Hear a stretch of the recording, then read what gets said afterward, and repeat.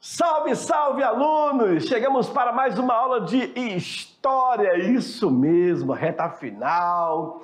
Estamos chegando aí para poder fazer o Enem, olha aí. Eu sei, ei, fica tranquilo, não se desespere, é a coisa mais normal do mundo.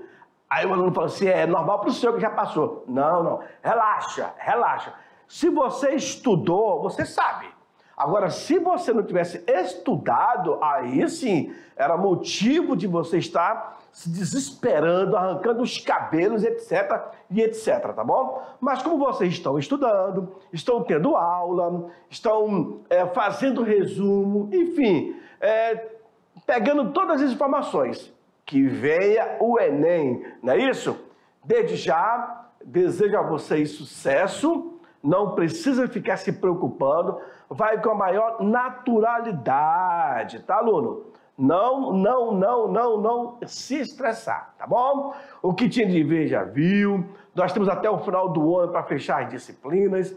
Além de vocês terminarem o ensino médio, também em paralelo vou ter que fazer o Enem. Se não deu para passar esse ano, tenta ano que vem de novo. E se não passou, tenta até passar. Pronto, não tem por que se desesperar. Fechou? Dado o recado, abre o caderno, coloque a data de hoje e logo depois coloque o título da nossa aula, tá certo? Segue comigo, vamos lá para a nossa aula de número 11.1. A crise do capitalismo no século XX. É isso, garota. Aí, ó. Na verdade, nos anos 20, nada a ver, né? É no século 20. A crise do capitalismo no século XX. Então, o que nós veremos nessa aula? A crise internacional do capitalismo, o crash da Bolsa de Nova York, o New Deal, que é a contra-crise, e a Revolução Keynesiana. São 4 tópicos que nós veremos agora nessa aula. Tudo bem? Então, vejamos. Como habilidades, aí, aluno, nós temos 2 habilidades. Você terá que relacionar o trabalho com as formas de poder, compreendendo as suas importâncias nas transformações históricas. Assim como também você deve compreender e também relacionar as diferentes formas de organização, sendo ela da vida social ou das relações de poder. Feito isso, é só correr para o abraço. Isso são as habilidades que vai fazer você compreender melhor essa nossa aula, que é, olha lá, a crise do capitalismo do século XX. Fechou? Ok. E aí eu começo, então, com essa imagem, esse outdoor bem grande, onde fala a crise do capitalismo no século XX, nos anos 20 do século XX. Ela aconteceu, a queda da Bolsa de Nova York foi em 1929, portanto, século XX, que também é o ano 20, nos anos 20. Eu tenho ou a década de 20, ou a década de 10, de 30, 40, e assim por diante.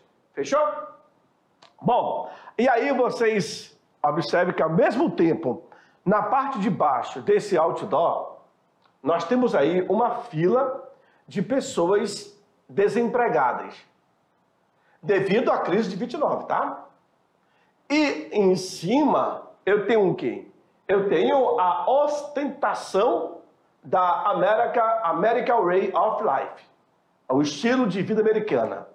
A família constituída do pai, da mãe, das crianças, que são os filhos, e também um cachorrinho como presente, né?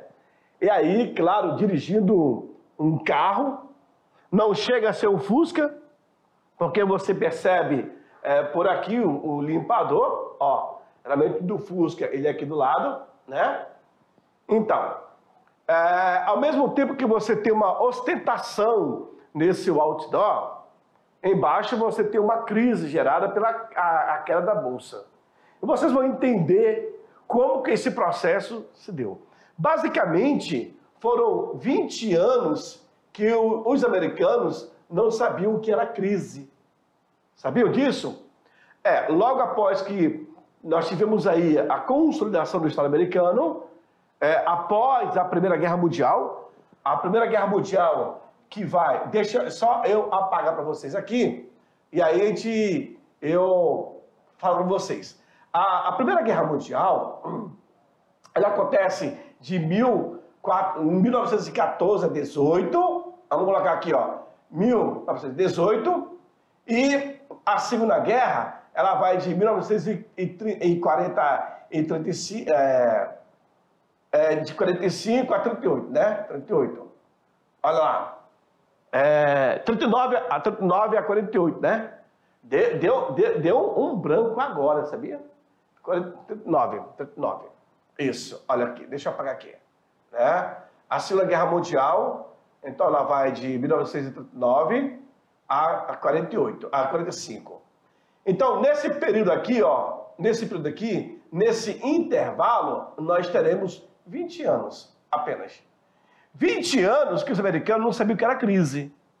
E, de repente, com esse liberalismo econômico clássico, acaba que a projeção econômica americana cai e repercute também em outros mercados. Quer ver? Uma crise econômica profunda vai acabar atingindo diversos países do mundo, isso durante a década de 30. Os centros econômicos capitalistas foram o quê? Foram atingidos, foram abalados.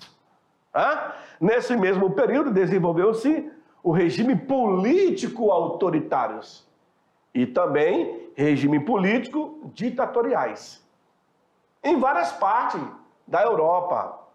Quer ver só? Como exemplo, eu tenho aí o fascismo e o nazismo. Caraca, professor, foi um acontecimento atrás do outro. Exatamente. Um acontecimento atrás do outro.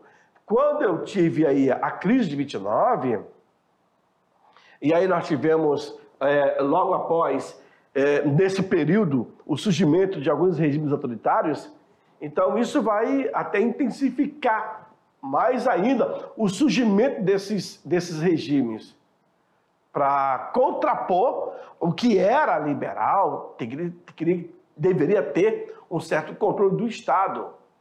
E não vamos dizer que o fascismo e o nazismo irão pegar carona nessa crise. Não, eles já vão existir. Na verdade, eles serão consolidados. Tá bom? Vejam, a crise internacional do capitalismo. E aí eu tenho a própria cédula, o dólar, se espantando nesse nós. Claro, mas isso aí foi uma forma de você perceber que o Estado deveria sim ter um controle na economia. Era uma economia liberal. Com a crise de 29, aí o Estado passa a intervir na economia. Hoje, por exemplo, você vai fazer uma compra numa farmácia, você vai comprar um Buscopan. Você pode rodar várias farmácias, a diferença vai ser de centavos. Por quê? Vai haver um certo tabelamento. Porque o cara que começar a vender um produto acima do preço, o produto dele vai vencer. Porque o consumidor hoje, ele vai em busca do melhor preço, da qualidade, e então a concorrência. Existe um certo padrão. Diferentemente, os cartéis de gasolina, por exemplo, né? Os cartéis, se você colocar R$20 e for caminhar, procurar vários postos onde está mais barato, acaba da gasolina e é o mesmo preço. Então não tem para onde você correr. Vejamos, após a Primeira Guerra Mundial, que é de 14 a 18, a economia dos Estados Unidos tinha se tornado a mais poderosa do mundo. Sabiam disso? Pois é. Em 1920, por exemplo, esse país era responsável por quase 50% de toda a produção industrial do planeta. Você viu aí? Por quê, professor? Porque os americanos, situados na América, eles irão vender produto para os países envolvidos na guerra, que estavam na Europa. Então a economia americana, ela cresce. Vejam, senhores, que a economia americana ela estava sendo responsável por 50% de toda a produção industrial do planeta. Com a crise de 29, ela vai perder a metade do que ela conseguiu e mais um pouco. Que depois, o New Deal, que é o novo acordo, vai levar alguns anos, 6 anos, para poder recuperar a economia americana. Mas recuperou. Sua agricultura também tinha crescimento significativamente, impulsionada pela mecanização e pela instalação de redes elétricas no espaço rural. Olha aí, é isso mesmo que vocês ouviram? Sim. Levaram a energia elétrica para a zona rural. A rede elétrica chegou até a zona rural. Ou seja, então, o processo agrícola ficou em vantagem. Vejam, em razão da prosperidade econômica, a sociedade americana vivia em um clima de entusiasmo e, ao mesmo tempo, de euforia. A essa época, ficou conhecida como Anos Felizes. Tão bacana, né? Eles não sabiam o que estava vindo para frente. Foi nesse momento que se cunhou a expressão American Way of Life, isto é, o estilo de vida americano, caracterizado pelo consumismo de produtos como os eletrodomésticos e automóveis. Viver bem era sinônimo de consumir mais e mais. Vem para mim. É por isso que até hoje ainda existe o famoso sonho americano. Alguns brasileiros, vou falar especificamente nosso aqui, alguns brasileiros querem ir para os Estados Unidos para conseguir emprego e se estabilizar por lá. Ganhar o Green Card, né, que é a identificação americana, depois de alguns anos, e com isso viver tranquilo. Só que nem todo mundo consegue. Agora mesmo retornaram os vistos. Antigamente eram mais de 2.000 vistos por dia. E aí cancelou depois dessa pandemia. E agora voltaram a dar os vistos, mas são um pouco de 2.000 por dia, baixarem para 800, 900 por dia. Então, muita gente. Para ir para os Estados Unidos, você precisa ter o visto. Para ir para a Europa, não necessita do visto. Mas muitos querem ir para os Estados Unidos porque, lá eu vou trabalhar, eu vou ganhar em dólar. Tudo bem, só que tu vai viver em dólar, tu vai pagar em dólar, tu vai respirar em dólar. Às vezes, saiu trocar meia dúzia por 6. Sabemos que nos Estados Unidos, por exemplo, uma das, não nos Estados Unidos, mas na Europa, uma das profissões que tem muita aceitabilidade, por exemplo, cuidador de idosos, na Europa, Portugal, Espanha. Depois do cuidador de idosos, nós temos soldadores, pessoas que sabem mexer com solda, que faz isso e faz aquilo. Nós temos aí mais ou menos um ranking de 10 profissões que é muito bem-vindo na Europa, especificamente em Portugal e Espanha. No caso americano, aí para você ter o Green Card, para você entrar, você entra como estudante, como turista e tal, e qualquer vacilo você é mandado embora. Mas pô, o teu amigo lá é que ele ganha $10.000, o cara já transfere isso para o real. Vamos colocar R$5, porra, 50 mil? Só que ele ganha 10 mil, ele paga 5 mil de aluguel, a alimentação é tantos $1.000, e aí? Vai ficar elas por elas. Então, o famoso sonho americano de ficar rico, até hoje, ainda entra na imaginação do povo. Que querem ir para lá? Muitos vão, poucos conseguem se manter, e outros acabam voltando. Isso vai muito da sorte também. Vamos lá. Na sequência, é o American Way of Life, né? Vejam só, esse clima de euforia vai permanecer durante quase toda a década de 1920.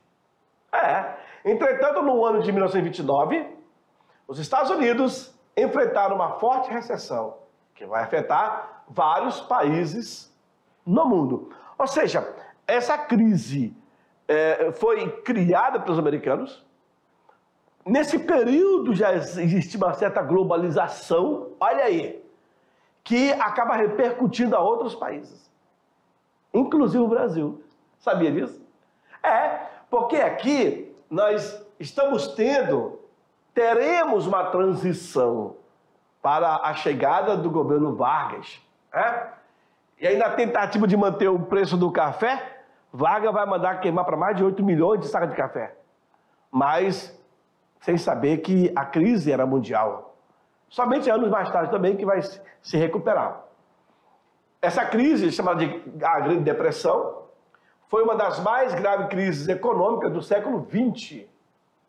Por sua amplitude, seus efeitos e sua duração, toda a década de 1930. Certinho? Olha lá. A superprodução econômica americana.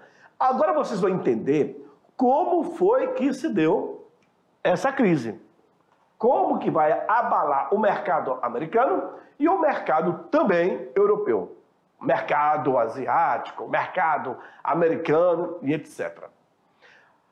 Até por volta de 1925, as sociedades europeias ainda estavam se recuperando do prejuízo da Primeira Guerra Mundial.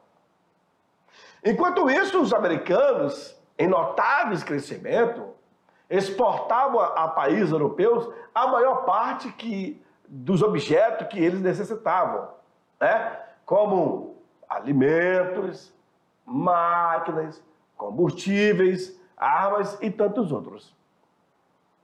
Os americanos, na Primeira Guerra Mundial, eles participaram indiretamente. Sabe por quê? Porque eles vendiam produto para os países que se envolveram na guerra. E esses países que foram detonados da guerra continuavam comprando. Só que com a crise não teve como comprar mais. Aí vejam só, os americanos continuaram a produzir, não conseguiam vender, não conseguiam consumir, aí vai ter o quê? A quebra da bolsa. Sem poder vender e sem poder consumir ou comprar, gera essa crise. E isso acaba afetando muita gente. Agora, por quê? Porque os outros países estavam se recuperando do prejuízo da Primeira Guerra Mundial. À medida que a recuperação da Europa avançava, especialmente a partir de 1925, a estrutura produtiva de seus países também se reorganizava. Veja só, os governos e empresários da Inglaterra, da Alemanha e da França procuraram modernizar de forma muito rápida o seu parque industrial. Vejam, adotaram uma série de medidas protecionistas, tudo isso para reduzir as importações de produtos americanos. Ou seja, os americanos pensaram o seguinte: bom, nós estamos produzindo o parafuso para o kart de um carro. Como isso aí estava produzindo, tinha matéria-prima, tinha as máquinas, tinha as indústrias. Então os americanos começaram a produzir, até que os alemães, Inglaterra, os países que se envolveram, investiram nas suas siderúrgicas, nas suas indústrias, e passaram elas mesmas a produzir o parafuso do kart. Ou seja, eu não preciso mais comprar, eu estou produzindo. Mas mesmo assim, os americanos continuaram a produzir. Ou seja, sem ter mercado para poder comprar, e sempre ter mercado para poder consumir, o que vai fazer com isso? Vai haver uma crise. Essa é a forma mais simples que eu encontrei para mostrar para vocês. Vejam que os parques industriais da Europa, eles se refizeram. Então, os produtos que eles estavam comprando, vem para mim. Os produtos que eles estavam comprando, eles estão produzindo. Eu vou fazer uma ponte. O mesmo acontece hoje com a guerra da Ucrânia, com a Rússia. Vocês sabem que tanto a Ucrânia como a Rússia, elas são responsáveis por alguns produtos. Por exemplo, a Rússia. A Rússia ela distribui gás natural lá na Europa. E a Europa basicamente sobrevive do gás russo. E eles pagavam com a sua moeda local, ou seja, pagavam com o euro. Agora o presidente Putin está exigindo que esses países que pagavam com o euro passem a pagar com o rublo, que é a moeda russa. E ele já está fazendo o corte para alguns países que não pagar. Para que isso? Para poder tentar recuperar a crise econômica que o país está passando, os russos, porque mais de 50, 100 contas já foram bloqueadas, de pessoas ligadas diretamente com o presidente.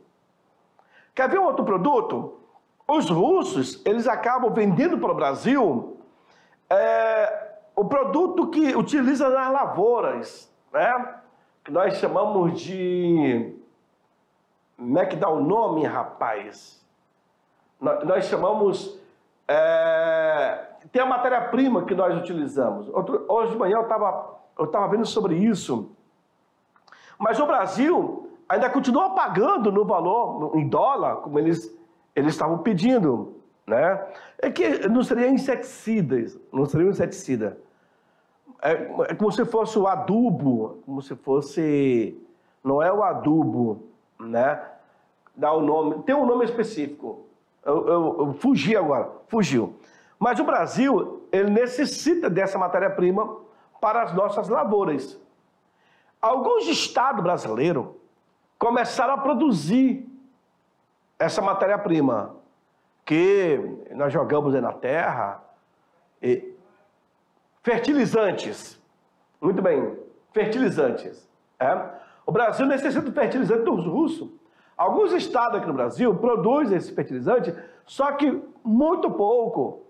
A ideia é investir maciçamente para poder ganhar o mercado nacional.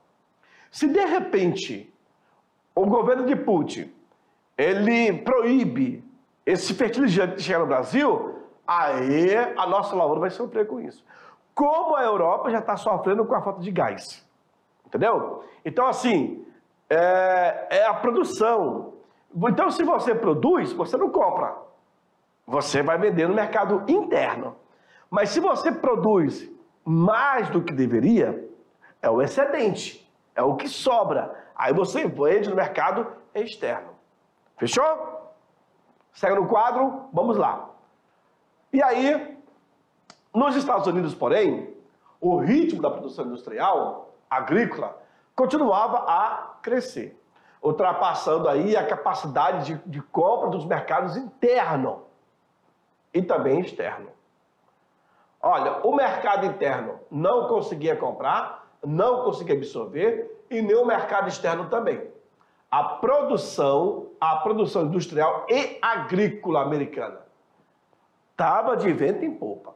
Ocorreu então uma gradativa superprodução de mercadoria. Isto é, uma enorme quantidade de produtos para os quais não existiam compradores. Essa situação irá ocasionar o quê? Olha aí. Queda dos preços e dos lucros, redução da atividade econômica e desemprego em massa. Isso é categórico. O que eles vão fazer? Muito simples. Vão ter que... Vai dar férias para a galera, porque o mercado capitalista, ele não para. Ele não para. É 24 horas produzindo. Por quê? Estão consumindo. Está se ganhando dinheiro. Mas aí, nós temos uma série de situações. Por exemplo, já ouviram falar da lei da oferta e da procura? Quando não tem o produto, ele cresce o preço do mercado. Quando tem demais o produto, diminui o preço do mercado. Vem para mim, eu faço uma comparação muito fácil para vocês entenderem. Um dos casos que aconteceu aí que é o preço e dos lucros. Para você que é campesino aí, você que tem fazenda, você que tem gado, você que tem roça, é muito simples. Eu estou num período da melancia. E eu consegui, olha, vou levar para mais de 100, 200 melancias para a cidade. Se eu não conseguir vender esse produto em um tempo hábil, que o agricultor ele sabe quando o tempo vai ficar ainda boa para poder consumir. 10, 15, 20 dias. Se eu crescer os olhos e aumentar o preço, ela vai ficar no canto lá. Ninguém vai querer. Agora, se eu faço promoção e diminuo o preço, aí a galera vai levar. Isso acontece com a banana, com a laranja, com a melancia, com qualquer produto. Com qualquer produto. A melancia é mais prática. Você vendo durante a safra, muitas e muitas, aí o preço baixa. Mas quando está fora da safra, o preço aumenta. O mesmo aconteceu com essa crise. Joga lá, quer ver? Vejam só. Os preços e a margem de lucro dos empresários e dos agricultores baixaram drasticamente. Mesmo assim, a produção do excedente não conquistou consumidores. Mesmo assim, professor, mesmo tendo muitos produtos produzidos, eles diminuíram o preço, mas não conseguiram vender. Ficou estancado, parado. Houve então a redução da atividade econômica, ou seja, vão parar de produzir. Os produtores agrícolas e industriais foram obrigados a reduzir o ritmo de sua atividade e produzir menos. Não está saindo, o dinheiro sumiu do mercado, desemprego em massa, aconteceu. Com a queda das atividades, houve a redução de salários, não somente a redução, mas também a demissão de trabalhadores. E eu digo milhões. O número de desempregados nos Estados Unidos chegou a mais de 15 milhões de pessoas. 15 milhões de desempregados. Creche da Bolsa de Nova York. Estava estampado em todos os jornais. Crise mesmo. A redução constante da atividade econômica levou o número de cada vez maior de acionistas e investidores a vender as suas ações que possuíam. Eu comprei por 10, agora está em 7, eu vou logo vender antes que chegue em R$1. Então aproveitaram.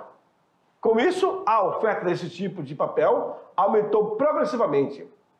Seus preços caíram cada vez mais e o pânico tomou conta de todo o mercado financeiro. Gerou uma crise, eu era pequeno acionista desse grupo e eu investi em tantos valores, se eu não tirar o pouco agora, eu vou perder tudo. Tem isso.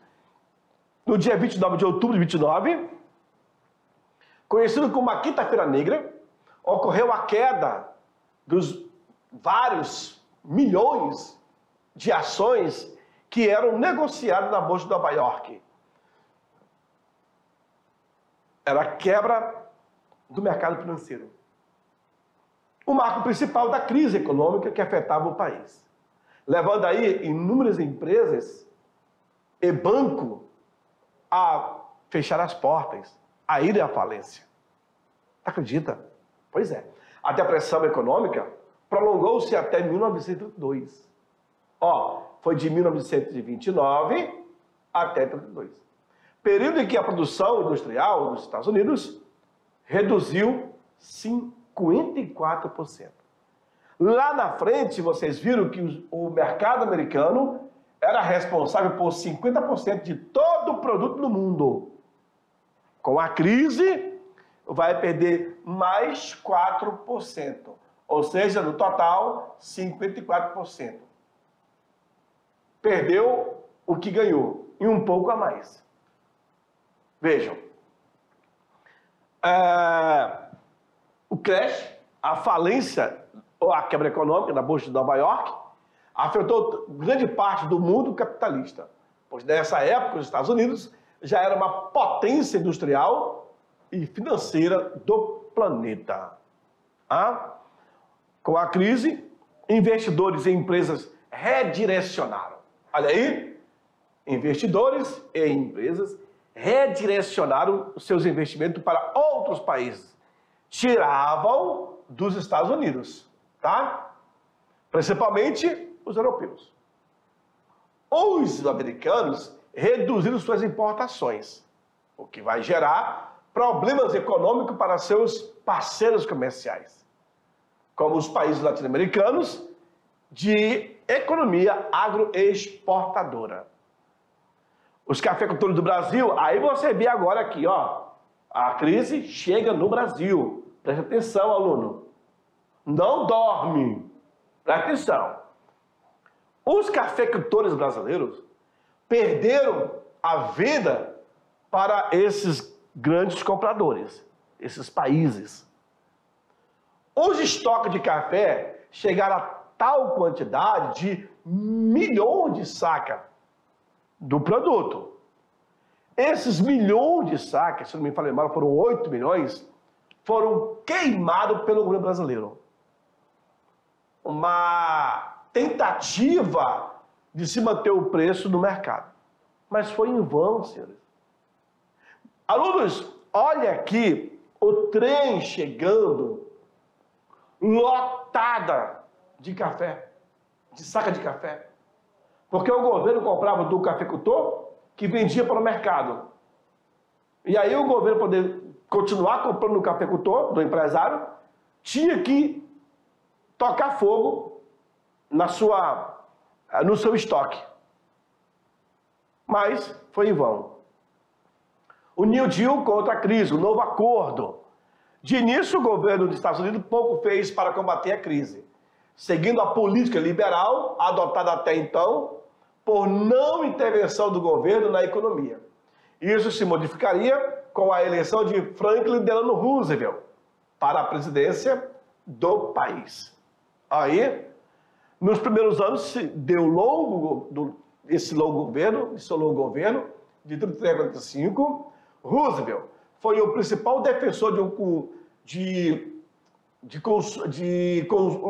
um consumo de medidas adotadas pelo país para superar a crise, que vai ficar conhecido como o New Deal, o novo acordo. Esse novo acordo tratava-se de um programa socioeconômico inspirado nas ideias do economista inglês John Maynard Keynes, ou John Keynes. A intervenção do Estado, agora sim, o Estado vai começar a intervir na economia. As ideias presentes no New Deal, eles irão romper com os princípios tradicionais do liberalismo econômico. Ou seja, o famoso gatilho do mercado. A administração dos presidentes americanos durante a prosperidade dos anos felizes. O New Deal era um programa misto que procurava conciliar as leis de mercado e o respeito pela iniciativa privada, tá? Sempre com uma intervenção do Estado em vários setores da economia. A partir do momento que o Estado percebia que deveria tomar posição, ele tomou. Entre as principais medidas estavam o controle dos preços de produtos agrícolas e também industriais, a concessão de empréstimos aos fazendeiros, a realização de diversas obras públicas, vejam, com o objetivo de criar postos de trabalho, além de a criação de um salário de desemprego, tudo isso para aliviar a situação de miserabilidade dos americanos. A limitação dos preços da produção, as exigências do mercado e também a fixação de salário mínimo e limitação de jornada de trabalho. Então, tudo isso vai ser repensado, vai ser redistribuído com o objetivo de recuperar a economia. Essa política do New Deal não alcançou todo o sucesso esperado. Porém, conseguiu controlar relativamente a crise e os violentos conflitos sociais que estavam sendo gerados. A partir de 1935, a economia americana voltou a se fortalecer. E aos poucos, as consequências da crise foram superadas. Aleluia, né? Pois é. Aí, por último, nós temos a Revolução Keynesiana, John Keynes. A escola keynesiana, ou o keynesianismo, é a teoria econômica consolidada pelo economista inglês John Maynard Keynes, em seu livro Teoria Geral do Emprego, do juro e também da moeda, que consiste numa organização política e econômica oposta às concepções liberais, fundamentada na formação do Estado como o agente indispensável. O Estado, ele não pode deixar a economia solta. Indispensável no controle da economia. A escola keynesiana, ela se fundamenta, veja, no princípio de que o ciclo econômico não é autorregulado, como defende aí os neoclássicos. Uma vez que é determinado por um suposto espírito animal dos empresários. É por isso e por esse motivo que John Keynes ele defende a intervenção do Estado na economia. Aluno, e até hoje isso existe. John Keynes ele mostrou que se o Estado não vir a controlar a economia, ela perde as rédeas. E aí cada um vai vender o seu produto como a desejar. Claro que hoje o produto ele acaba encarecendo devido aos impostos. Lá nos Estados Unidos é assim. Você vai comprar, digamos, uma lata de sardinha. Eu tenho aqui uma lata de sardinha, né? Se você, ao comprar uma lata de sardinha, você paga o valor dessa lata e automaticamente também é tirado o imposto para o governo. Tá bom? Então, eu tenho aqui o valor do alimento e o cara repassa isso para o governo. Não tem o que ele vender, ele tem que passar. Não é no Brasil é diferente isso. Não é assim que funciona. Vamos lá. A teoria keynesiana atribuiu ao Estado o direito e o dever de conceder, benefícios sociais que garantam à população um padrão mínimo de vida, como a criação do salário mínimo, como também o seguro-desemprego, assim como a redução da jornada de trabalho, que era de 12 horas diárias, e também a assistência médica gratuita. Essa teoria de John Keynes ficou conhecido como também o estado de bem-estar social. Agora, por que disso, professor? Bem para mim. Porque, assim, em um mundo capitalista, se você trabalha, você ganha dinheiro. Se você ganha dinheiro, você compra alimento. Logo, o dinheiro, ele circula na sociedade. Eu quero comprar algo, eu trabalhei para isso? Não, eu vou trabalhar, vou juntar dinheiro, vou comprar. Mas como é que você quer viver sem o salário, sem o trabalho? Então você precisa trabalhar para ter o salário, para comprar, para viver bem, ou seja, começa a circular ali. É assim que se vê o capitalismo, tá bom? Mas agora, aluno, eu vou deixar vocês, daqui a pouco eu estou voltando, para poder fazer aquela revisão de 5 minutos, tá bom? Sarei não, é muito rápido. Tchau, tchau.